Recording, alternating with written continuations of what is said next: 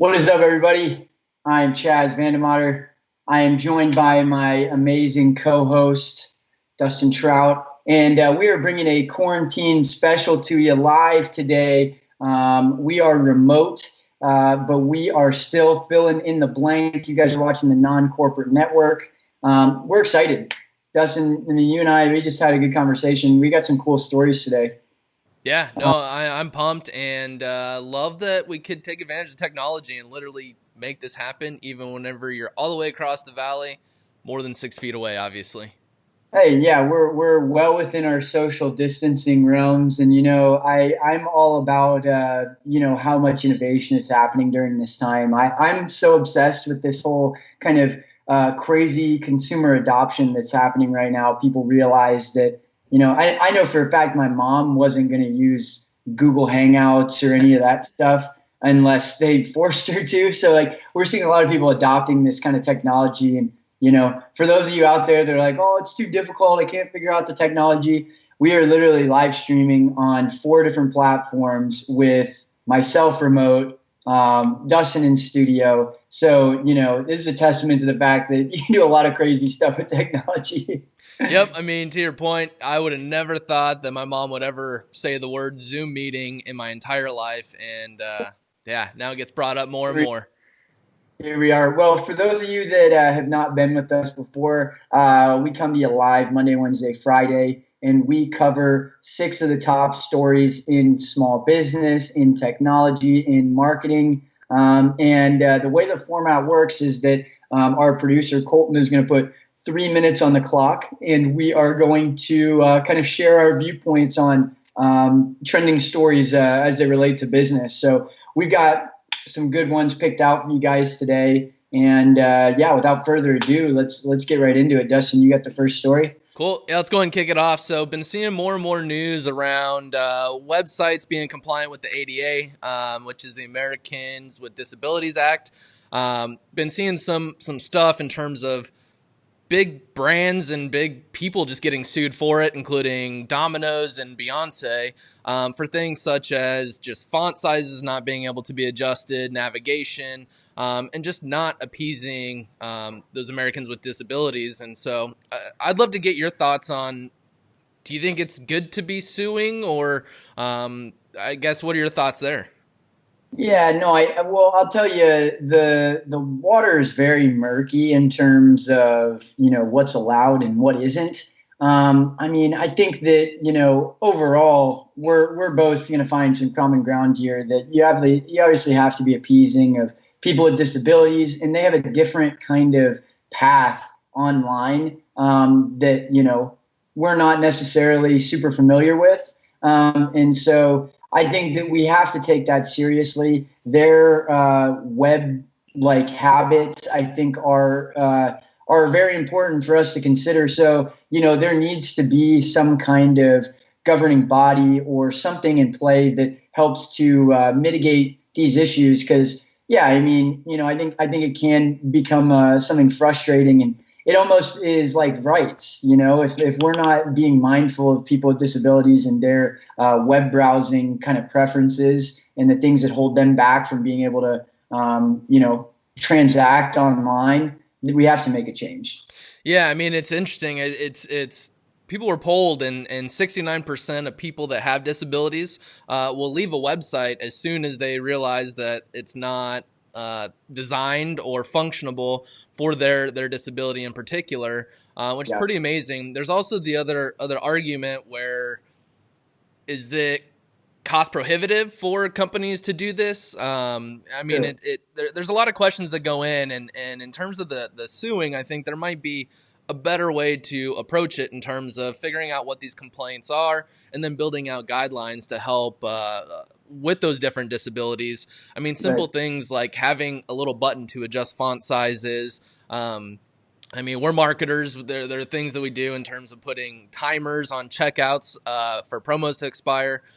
Being able to extend that is part of Yeah. it, but I don't know. I kind of question the suing of the big companies. I mean, Yeah. I think it might be more for money, and I think there's a better way to figure out common ground across business and those Yeah. Americans that do have disabilities. Well, I hear you. I think that, at the end of the day, we got to figure out a way where we can kind of streamline those processes. And I'm reading off this article. It seems like out of 10 million web pages that they looked at, 98% of them had non-compliant menus, 83% failed to utilize accessibility buttons, 89% of them had non-compliant pop-ups. So this is an issue across the board. This isn't just one website here, Domino's over Mm-hmm. here. This is a real issue. So yeah, I agree with you. I think it can be cost prohibitive. So, adding on a lawsuit onto, hey, spend 10,000 dollars on development to appease this. But I think we all have to be in tune with personalization in the web browsing experience too. So this is going to help with that. I think it's going to kill two birds with one stone. So optimize your freaking websites. And, I think that if you're not going to follow these rules once we put these things out, that lawsuits are going to be one of the few things that intimidate people enough to actually make those changes. Yep. No, love all points there. Our next Yeah. topic is going to be around contribution marketing. There's a lot of polls going on how companies should market. Been seeing more and more of the consumers are saying that it is okay to keep marketing. It's not bad, but how to approach it, I think, is where the conversation is. And contribution marketing is where you give something back in return for some sales. It's come up on a few previous conversations. We've been toying with the idea. We partnered up with State 48 and has some shirts and would love to sell them and take 100% of the proceeds to then donate back to other businesses and help with their marketing. Do you think it's more of a PR play, or what are your thoughts on the whole Yeah. contribution marketing? Yeah, no, I think it's a cool story, and we're definitely seeing a lot of brands that are getting behind this. And as an example, with the State 48, I think that there's a lot of different brands that are doing things. Loom is a cool company that's made their product very accessible to people. I think that it can kind of kill two birds with one stone here. You're giving people the ability to very frictionlessly be introduced to your product, and in a way where it's a no-brainer to be introduced to your product because it's free. And so I think that from that end, it can definitely raise brand awareness, put you in the mind of your consumers. My worry is just that with this whole crisis going on, SBA loans being awarded to businesses kind of a dime a dozen, I wonder if investing in giving things away that are a monetary cost to a business are going to affect them. I mean, I do think that this is a good time to be building brand equity. So it's hard to argue against that, but I do advocate for business owners and in this time giving things away and paying to give things away. Compared to advertising, where at least you can be getting your message out in a way where that money can come back to you. I think it is a more strategic play. But yeah, I'm with you. I think it's difficult to argue that point. Yeah, I think it's just being methodical in what you are offering.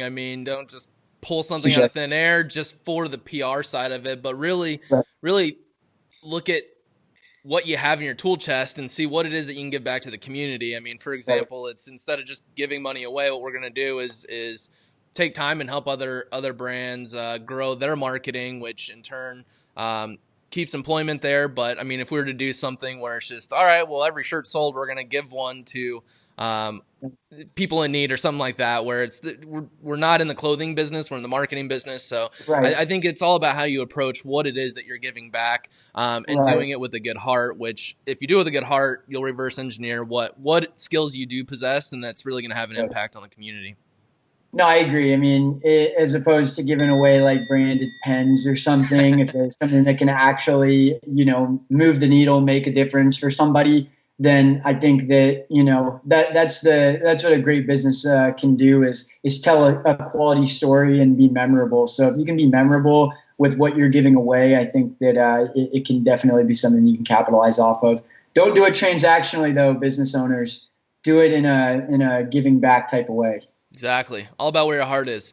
Next Yeah. up, eMarketer forecasts that digital or video ad spending is increasing, and so they're projecting it from 15.93 billion up to 17.18 billion. So there's more money being spent on the video marketing side of things. I'm totally for it because it's a way to communicate while keeping that social distancing. I'm always been a huge proponent of video. I mean, how many times have you received a text where you thought they were saying one thing or their tone was a bit different than what they actually intended? You get to avoid that with video. I am completely all for this. Yeah. What are your thoughts? Well, I mean, the trends are definitely moving in that direction. Even with how down of a quarter we're having, we're still set to exceed video spending by 26% over the course of this year from last year. So I think people are buying into video. I think that you have to do it in a very strategic way. And I'm a big advocate of doing these personalized videos from a sales side and almost taking that personalization to the next level. I think that if you try to create a video to blanket all your customers across an entire cohort, that you're not going to be able to, I like to say, twist your finger in the bullet wound. You're not going to really be able to hit them as hard and show them that you understand not only the pain points that they have, but why you're the best person suited to solve the problem. So being able to take that to a one-to-one perspective for sales that are going to, bring back a significant ACV, I think that it is even better play than advertising because at that point you're able to edify people. And I think that the mediums of your videos that you can be sending go farther and wider past just your advertising. You can send a video via email, via any social media, via text message. Like there's so many more mediums of communication where you can find people's preferred method and hit them directly with something. So I know it's time consuming, can kind of be a bottleneck, but it's free. I can, for $0, I can send videos of myself to specific people. So I'm an advocate of saving your money right now and maybe taking an approach like that. Yeah, I mean, I hear you on all fronts. On the paid media side, speaking of personalization, it'd be cool if you have a robust CRM. I mean, you could segment by even first name and literally make videos and all the differences in the beginning, can run ads to those people and, hey, Chaz, blah, blah, blah. And all of a sudden it's like, wait, this is an ad that actually talks about my name. So I mean, there's a lot that you can do What about on the video baseball teams in the background with the geographical stuff that we were talking about? What's that? Like we were talking about how you could personalize the video as well just by geographics and go, okay, everybody in Atlanta, I'm going to send this ad to, and I've qualified them as baseball fans. So I'm going to put an Atlanta Braves logo in the background for this cohort.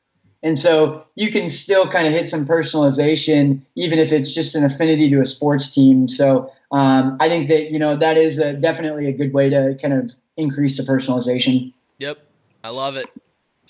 Are we up on time on that one? That I'm not getting. We are, sir. We are. Okay. All right. Well, jumping into our next story. Shake Shack is sending back its coronavirus relief package. They were actually awarded a little over, I think it was $10 million. And they have actually refuted receiving that stimulus and have opted into just sending it back and not accepting that. For a variety of reasons. Dustin, let's hear your take on this. I mean, I think they should have kept it. I mean, even though there are more than the 500 employees individually, I mean, there aren't that many at each location, and there's still people that need jobs there. One thing that did come up is they're not franchises, but I mean, even then, if you look at big brands, each of them are franchises. So it's not like the corporate owns the franchises. It's some individual that is being impacted. So I mean, I think that they should have kept it. Again, spending it wisely. But what are your thoughts? I mean, I think that it's great that they're looking at this as like we're going to be a martyr for the small businesses. They know that their customers are small business advocates. They know that they were a small business when they first started with one location in a family-run business. And so I think that they're really putting their stamp on this going, this money needs to go to small businesses.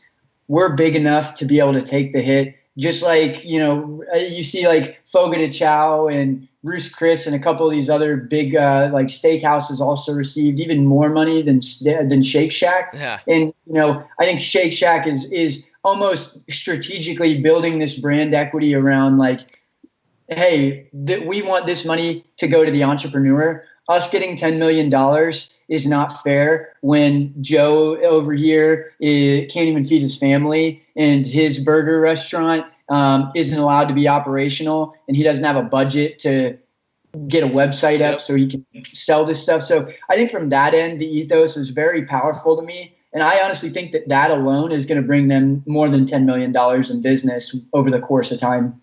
Yep. No, and I mean that all sounds good, and it makes you wonder: is it coming from the heart or more of PR headlines? What's interesting is, colleges are taking part of it. I think Harvard, I can't remember how much they took. It was like 32 million, and they're sitting on a couple billion in endowments. And so it's like, right. It's interesting. This is really showing businesses, people's true colors in terms of, Exactly. is it all for the money, or are we operating to give back to a community, seeing a need in the market and actually giving back to that? Right. Well, I mean, my last point here is that there's this kind of paradigm of a stimulus package is supposed to increase the GDP. And if that stimulus money sits in one person's hands and maybe they move that dollar one more time, the whole stimulus idea is that you want to turn $1 into $5 from GDP. Mm-hmm. And, the money that they're giving in relief is not really leaving the pockets of these people, or it's going one place. And so it's not really doing what it was set out to do, which was to increase the velocity of spending. And so I'm weary of that. And I think that if businesses are going to be awarded this money, don't just sit on it. If you're not going to use it and actually help to move the economy and make investments and like actually spend that, then, we're going to be in a harder situation as a country. So big businesses, be responsible with that. Yep. Couldn't agree more there. Word. Moving on. Ford is testing a wristband for factory workers that buzzes when people are within 6 feet of one another. Now, this kind of seems like it's not even a real thing. It almost sounds like over the top. But, Ford is known for doing a lot of innovative practices, especially as it relates to their personnel and efficiencies. They kind of trailblazed through the Industrial Revolution, creating the assembly line, and they're continuing to make optimizations. So I think this is in their genes. But what are your thoughts on these wristbands that are buzzing within 6 feet of any other person? Yeah, I mean, I know that they're doing some tracking and all that. I mean, I'm all for it. Anything to help stop the spread of everything going on and getting things back on track. I mean, the sooner that it stops, the quicker they can get back into production, that they can bring jobs back and just get everything back to quote unquote the new norm. But I'm for it. It's anything to help get the economy back on track while keeping people safe at the same time, I think is a win-win for everyone. But I know your stance on Chaz for the people, so let's see if it holds true here. What are your thoughts? Are you for it or against it? I mean, realistically, like if you were given a Samsung wristband, okay, not Ford, a Samsung made wristband, and you were said, and they said, hey, we want to be able to do thermal image scanning of you. We want to be able to buzz your wrist and literally condition you. I mean, I read this short story called Harrison Bergeron. It's like this dystopian futuristic society where people have these earbuds in that like ring every like 10 seconds. So you can't like have a clear train of thought. And that's literally what they were doing. And I think that this is almost like a reproduction of that, where you have a big corporate company that is going to slap a wristband on you. They're going to be able to monitor all your vitals, all of your RFID, exactly where you go at any given time. Forget location data. This is tracking you at all times now. It's going to be able to buzz you. It's going to be able to read your heart rate. It's going to be able to run thermal optics and all this crazy stuff on you.